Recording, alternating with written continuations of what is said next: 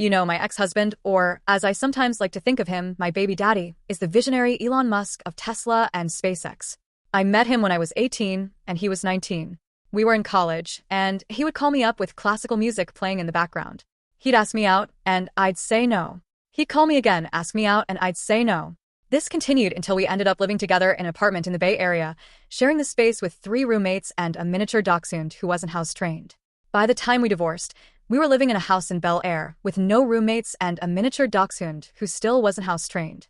It feels like a funny Simpsons episode.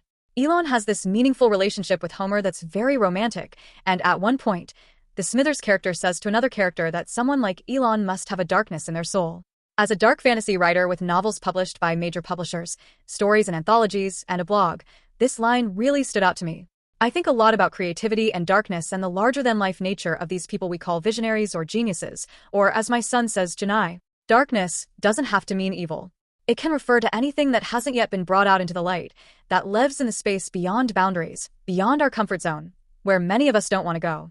I like a quote by the writer Lucy H. Pierce, who says, "As creatives, our job is to uncover what lies in the darkness and give it new life, a new identity."